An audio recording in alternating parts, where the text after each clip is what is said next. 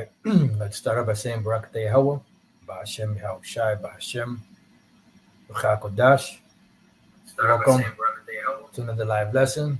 The name of this one is Seeing Thou Hatest Instruction. And pretty much this is based off of this whole situation that these devils, the small hats, are trying to accomplish today and bringing in the third temple and the whole situation about the red heifer and the whole ritual of the red heifer, and them pretty much trying to establish this third temple, and trying to get this thing off the ground. Now I was been meaning to do this lesson, I think maybe like 4 days ago, but haven't been able to get around to it. But other stuff kept coming up, and so I'm glad I didn't jump on it right away. So there was other scriptures and precepts that kept coming. We're going to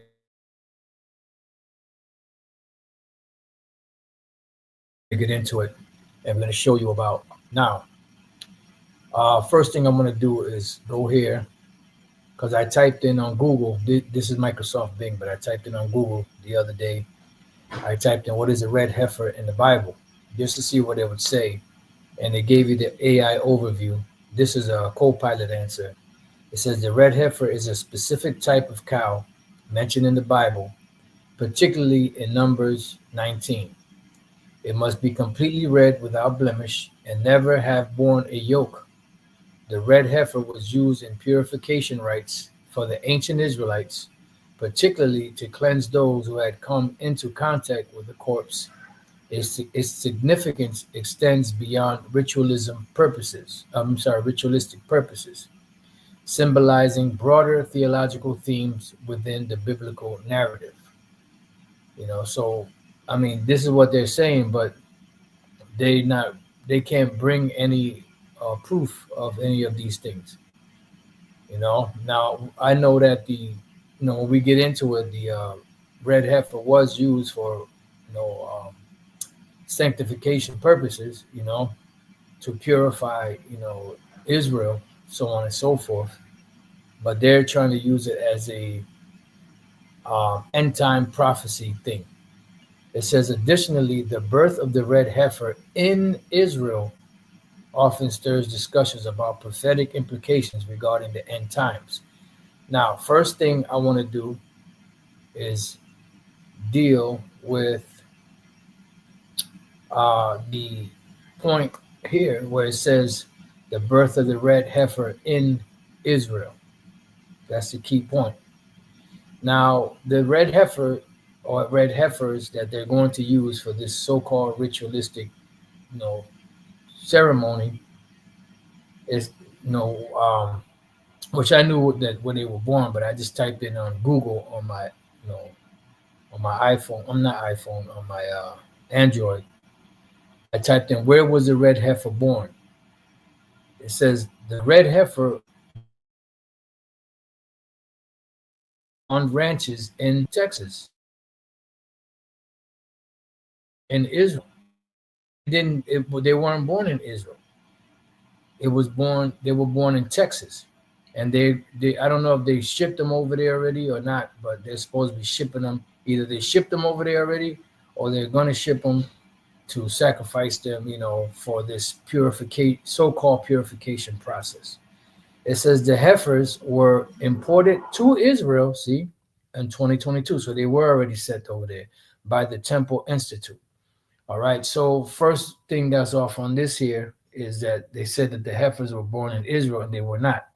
They were born in Texas and shipped over to Israel in 2022.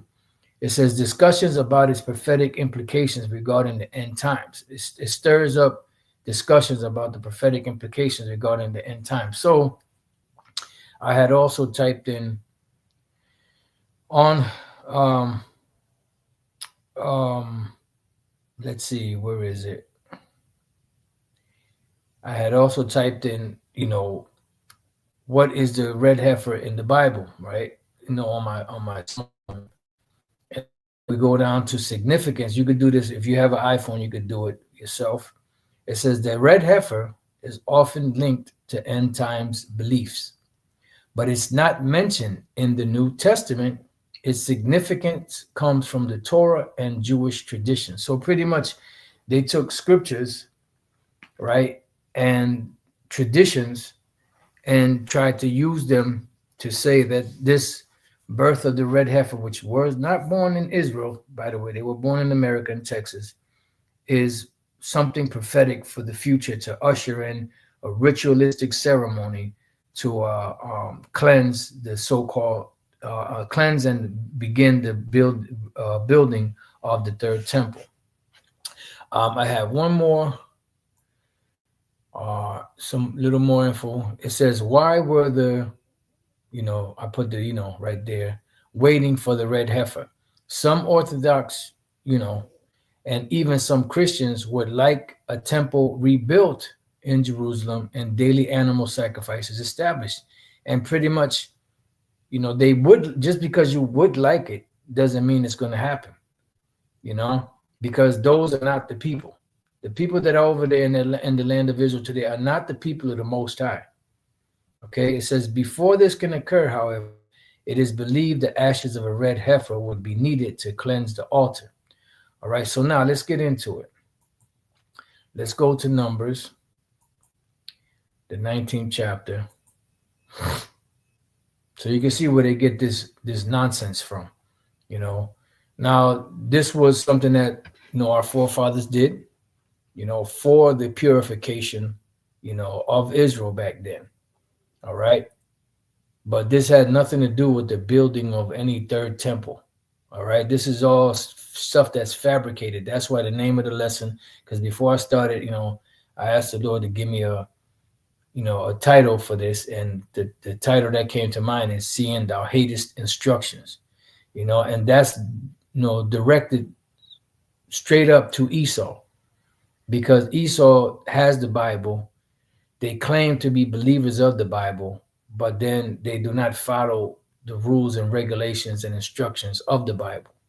They'll throw it to the side and bring out their own penal codes and their own traditions and their own BS, and not follow behind the Lord's laws, because they're not built like that. That's why it says, let favor be shown to the wicked, yet will they not learn righteousness, because they have the book. So that is favor, because you're given the instructions on what to do and how to do it, but they can't follow it because they are the wicked. So Numbers 19:1, and the Lord Yahweh Bashem Yahushai spake unto Moses and unto Aaron, saying, this is the ordinance of the law which the Lord Yahweh Bashem Yahushai hath commanded, saying, speak unto the children of Israel that they bring thee a red heifer without spot, wherein is no blemish, and upon which never came yoke. All right. So this is where they're getting this whole thing about the red heifer, and the which was not born in Israel, by the way. It was born in Texas, and they shipped them to Israel in 2022. And this is their justification here for a so-called or the building, purification and building of a third temple. This has nothing to do with the third temple. It says, and you shall give her unto Eleazar the priest, that he may bring her forth without the camp, and one shall slay her before. And Eleazar the priest shall take of the blood with his finger, and sprinkle of her blood directly in the tabernacle of 7 times.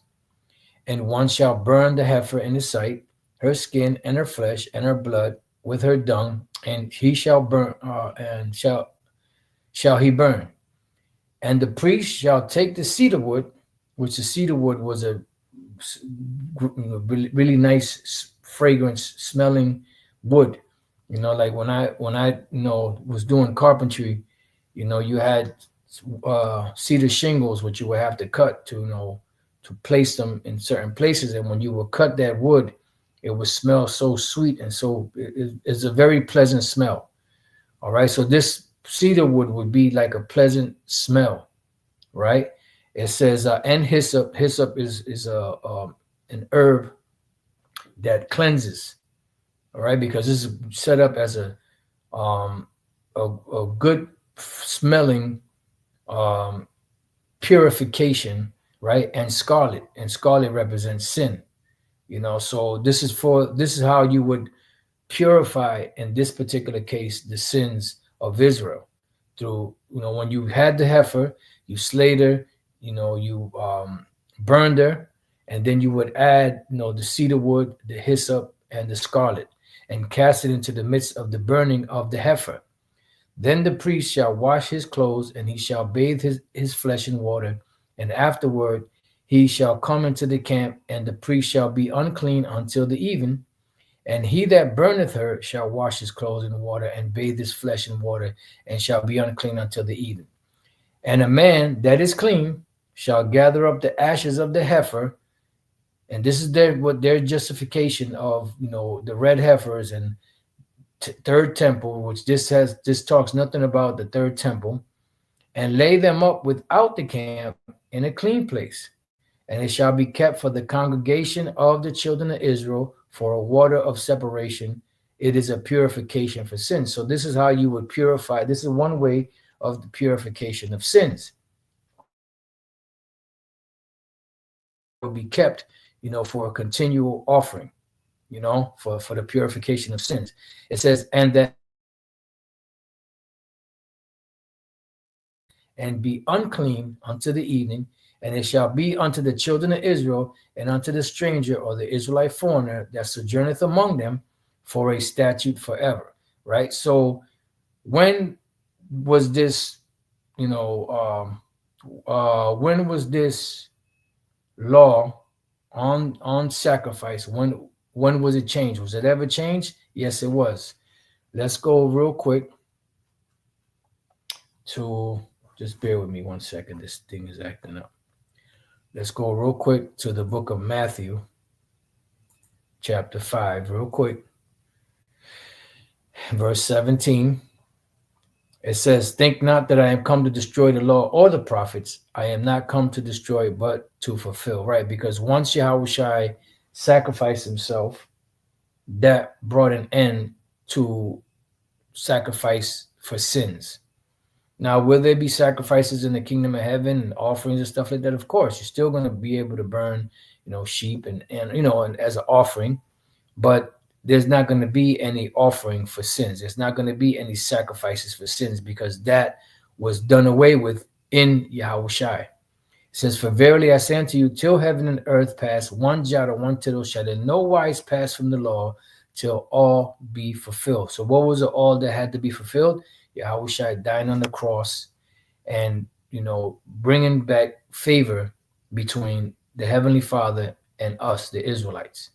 All right. And that's when the law of sacrifice, was done away with at that particular point in the flesh of Yahushua. And let's go, we're going to get into a few precepts. Let's go to Hebrews chapter 9, and we're going to start at the first verse, and we're going to jump to another chapter once we read a few verses here. So this is pretty much the Apostle Paul explaining to the Hebrews that were still doing these animal sacrifices for sin offerings to the Lord, and he was explaining to them how giving them the gospel, the ministry of Yahushua, how that Yahushua sacrifice himself as the ultimate sacrifice to take away, the sacrificial animals or the animal sacrifices for the remission of sins, because Yahushua did that once for all of Israel. All right. So it says, then verily the first covenant had also ordinances of divine service and a worldly sanctuary. And this is why when the sanctuary was first built, before it was built, when the Lord showed Moses these things on the mount, he said, make sure that when you set this up and you build this tabernacle and everything that you see, make sure that you do it exactly detail for detail as you see that, that I showed you, because that was a mirroring of the heavenly, the way it's set up in the heavens down here on the earth. That's why he said, make sure you do it exactly as I show you, you know? So it was like a blueprint for him to do here. That's why Yahweh Shai said, let thy will be done on earth as it is in heaven. It says, for there was a tabernacle made, the first wherein was the candlestick and the table and the shewbread, which is called the sanctuary, right? And that's where the priest would go into, you know, they would have different services, so on and so forth. And after the second veil, which is called the holiest of holy, the tabernacle, which is called the holiest of all. And that tabernacle, the holy of holies, was only the high priest that was able to go into there, and he would do that once a year, and that would be for the atoning of the sins of the nation of Israel for that whole year. And that's why we keep something called the Day of Atonement, all right, which is when we fast, for a whole day, in penance for our iniquities for that whole year, all right. So only the whole high priest would go there, which had the golden censer and the ark of the covenant overlaid round about with gold, wherein was a golden pot that had manna, and Aaron's rod that budded, and the tables of the covenant. It says, and over it the cherubims of glory shadowing the mercy seat, right? So you had the ark of the covenant, you had the cherubims, and they were facing each other, their wings, and they were facing each other, and in the midst of that was something called the mercy seat, and that's where the presence of the Lord would appear, before the high priest, beginning with Aaron, of which we can not now speak particularly. Why? Because at this point the ark of the covenant had already been gone for hundreds of years at this point, because when Jeremiah told the priest to hide the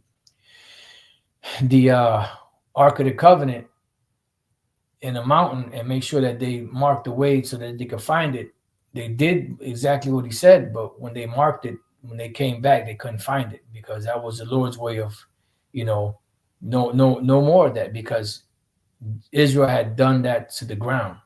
So the Lord, that's why the Lord said, I'm not going to smell in your solemn assemblies. I don't the way with your sacrifices. I don't want to smell in them anymore. So it got to the point where it got repugnant to the Most High. He didn't want to hear it anymore. That's the reason why Yahweh Shai had to come. And Yahweh Shai became the new Ark of the Covenant, the new mercy, the new second, the new Holy of Holies through the second veil, all of that, which Lord's will we get into it. It says, now when these things were thus ordained, the priest went always into the first tabernacle, accomplishing the service of the Most High. But into the second went the high priest alone once a year, every year, not without blood, which he offered first for himself and for the errors of the people. And this is how we will be able to be purified. For the Holy Spirit, this signifying that the way into the holiest of all was not yet made manifest, while as the first tabernacle was yet standing. All right, so keep that in mind. It says, which was a what? Figure for the time then present. So the first tabernacle, the way everything was set up before, it was just a figure. It was just like a shadow of things to come. That was just like a rehearsal. All right. It wasn't exactly how it's going to be, but it was just something for practice, to lead us in the direction of holiness to Yahweh Bashem Yahushai. It says, which was a figure for the time then present, in which were offered both gifts and sacrifices that could not make him that pertaining to the conscience. So let's look up this word figure. The word there is parabole, which is a parable. All right. So the temple and the way it was all set up, it was like a parabolistic form, I guess you could say. All right. Because when the kingdom of heaven is established, we're going to be perfect. We're going to have the laws inserted into our inward parts. So we're not going to have to go through any rituals of cleansing, because we're going to be clean.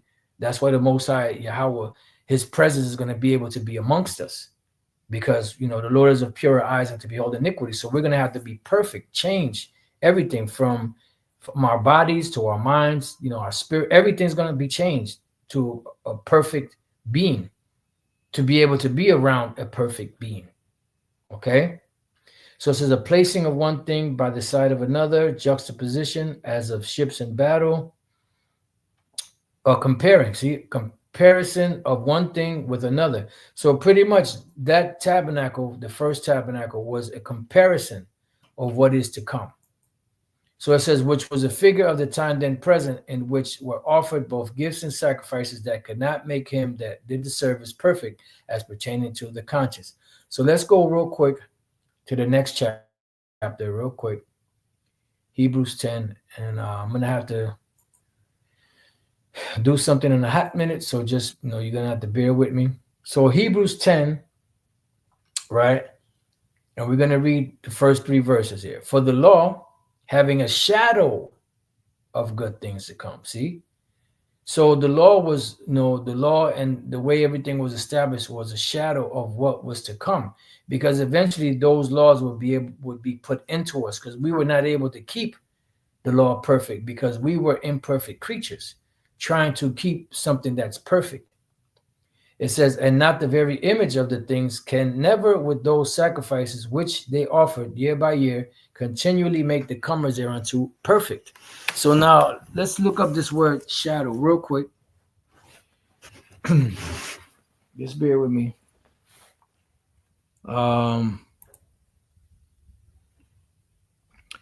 Shadow. The word there is skia. Skia. Where it says shadow, shade caused by the interception of light, an image cast by an object and representing the form, sketch, outline, and you see your shadow. That is a reflection of you, but that is not you. Okay, because you're standing here and the shadow is the sun casting the shadow off of you. So what the law and everything that we saw it was a way to lead us to the perfection of Yahweh Bashem Yahushai. So in the kingdom, all of these things are going to be put into us to where we're not going to have to go through all these ritualistic, purification processes anymore. Because we're going to be perfect, because there's going to be no more sacrifice for sins for Israel, because we're going to be perfect. All right, so let's go back. I hope you're following along. It says, for then would they not have ceased to be offered, because that the worshipers once purged should have had no more conscience of sins. But in those sacrifices, there is a remembrance again made of sins every year. Okay, so let's go back. And let's go back to Hebrews 9. And let's read 9 again. Which was a figure for the time then present, in which were offered both gifts and sacrifices that could not make him that did the service perfect as pertaining to the conscience. Right, because you still had a remembrance of wicked deeds, of sins, of things that you did. But when the kingdom is established, all of that's going to be wiped away.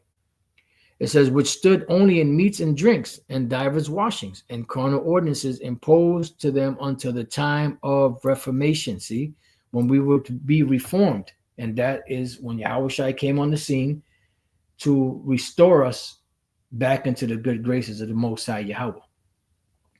You see, and the law and the ordinances and the rituals could not make us perfect, because we were imperfect. That's why the second covenant was established even before the New Testament came. The second covenant was written about before, because the Lord already knew that we weren't going to be able to keep it, because we were made subject to go off. You see? So that we could also be made subject to hope. So it says, but Yahushua being come in high priest of good things to come, by a greater and more perfect tabernacle, not made with hands, that is to say, not of this building, right? Because it was his flesh that was as that sacrifice, and that he was a temple at the time when he came on the scene. It says, neither by the blood of goats and calves, but by his own blood he entered in once into the holy place, having obtained eternal redemption for us. Right, because the temple and everything that was there was a way for us to do the sacrifices and the purification, as being presented before the throne of the Lord. You see? So that was just a figure. It wasn't an actual thing, but it was a way to lead us, to make us closer to Yahweh Bashem Yahushai. For if the blood of bulls and of goats and the ashes of an heifer, sprinkling the unclean, sanctify to the purifying of the flesh, how much more shall the blood of Yahushai, who through the eternal Spirit offered himself without spot to the Most High, purge your conscience from dead works to serve the living power. See? So we don't need no red heifers. We don't need no ritualistic purification processes anymore, because we already got that through Yahushai. He's the one that justified us. He's the one that cleansed us. You see? So that shows you that these people don't know what the hell they're talking about. That shows you that they're not the people of the Most High. You're going to get some red heifers that were born in another part of the world, not even in the land, and you're going to talk about you're going to use that as the purification for the third temple. Scriptures don't speak about no third temple. The third temple is us, the Israelites. It says, and for this cause he is a mediator of the New Testament, that by means of death, for the redemption of the transgressions, which are the sins, multitudes of sins, that were under the first testament, right, which was the first covenant. He was a mediator of the second covenant. They which are called might receive the promise of eternal inheritance. And that's what this knowledge is about. It's about calling the elect back to the Father, so that they can receive the promise that was, promised from the beginning of the world. It says, for where a testament is, there must also of necessity be the death of the testator, right? Because the first testament was what? Dedicated by blood of animals. In this case, the second testament was dedicated by the blood of Yahushai, which is the first begotten Son of the Most High, the firstborn spirit, the first created spirit. It says, for a testament is a force after men are dead. And that's why he told him, it is expedient for me that I go. Because if he didn't go, he couldn't send the comforter. And the comfort is what? The scriptures and the spirit that comes with the scriptures that comforts us in the fact that what the Lord did back then, he's going to, bring to pass in these times when he delivers us. So he had to go on the cross. He knew that, That's why he was, he was stressed out before he actually went on the cross. Because he had a baptism to be baptized with, but he was in straits. He was in a position of difficulty because of the flesh. He was battling the flesh at the time. Okay? Just bear with me one second, my Baruch Shah.